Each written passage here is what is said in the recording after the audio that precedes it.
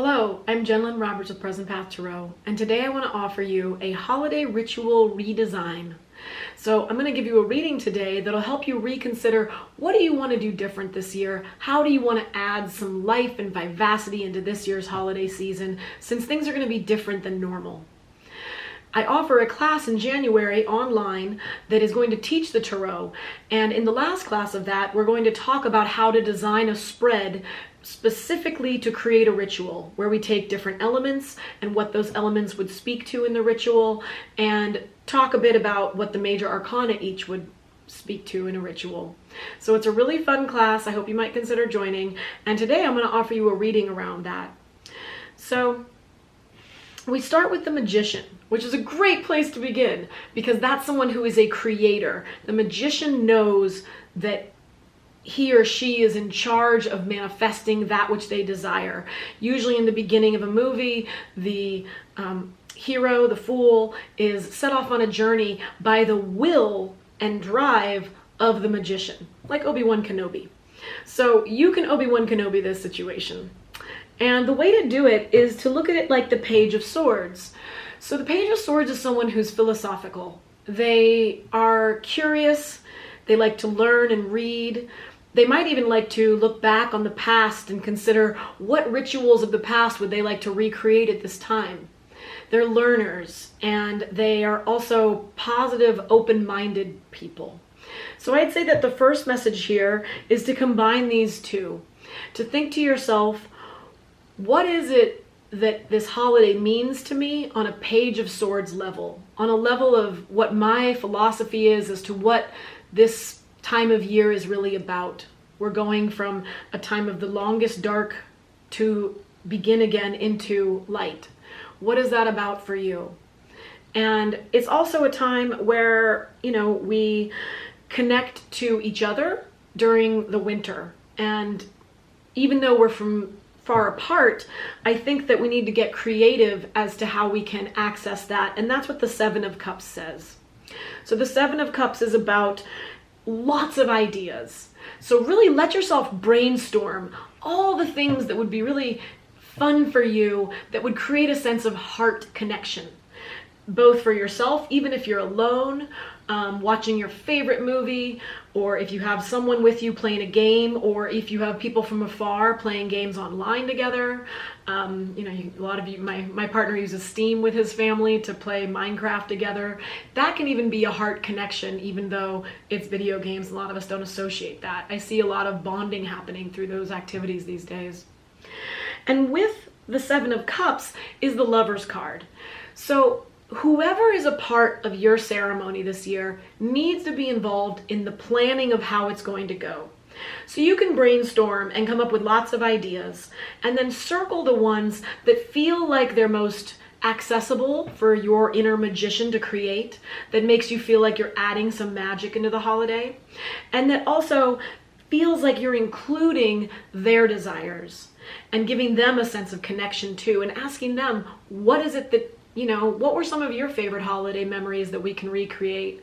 You played Parcheesi once with your grandma. Let's get a Parcheesi board for Christmas this year and, play a few rounds. And, what is it that you need that would give you a sense of fulfillment, and making sure they're included in this brainstorming. It's okay if you start it separately just to get the ball rolling, but then seeing how they can be involved is important. I think this is also saying, reaching out to those who might be alone this year, even if we can't be in the same space as them, reaching out and seeing how we can include them in our day through the amazing technology we have.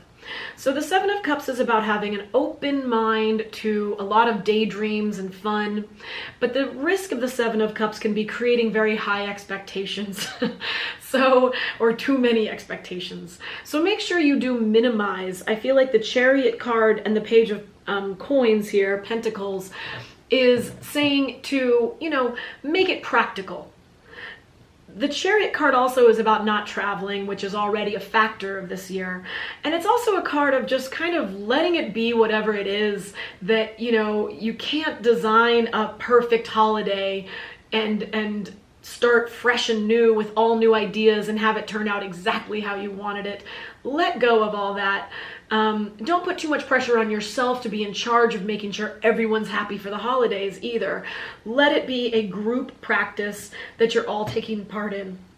And the Page of Pentacles, and so we have the Page of Pentacles and the Page of Swords. So this is both two novices, two people who are new to something. And there's a freshness in life when we do that. There's a joy and an accessibility of letting things become fresh, new, exciting, curious, you know, all these natures of youth that we have. And I think, you know, if you have kids, obviously, how are the kids going to be included in the ritual design? Maybe they can even be a part of, like, what do you want to do this Christmas because we're doing it different?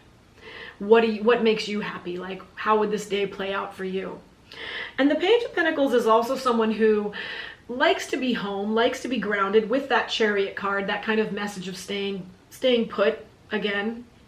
But also the Page of Pentacles is someone who kind of rolls with what they're doing through the day, kind of organically, watches how the day unfolds and rolls with what happens.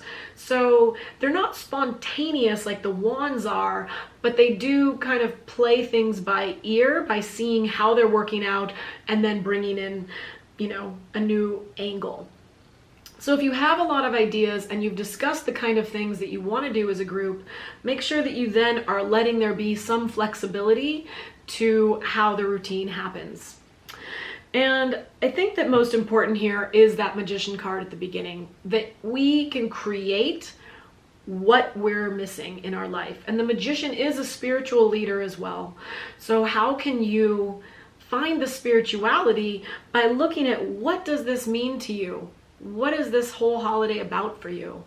And how can you feel like you're empowered to design something that fulfills your day? So I hope this was helpful for you, and I hope you have a wonderful holiday season. And thank you for listening today. Please subscribe to my page, please like this video, and please put in the comments any ideas you have from your brainstorm as to how you want to spend this holiday.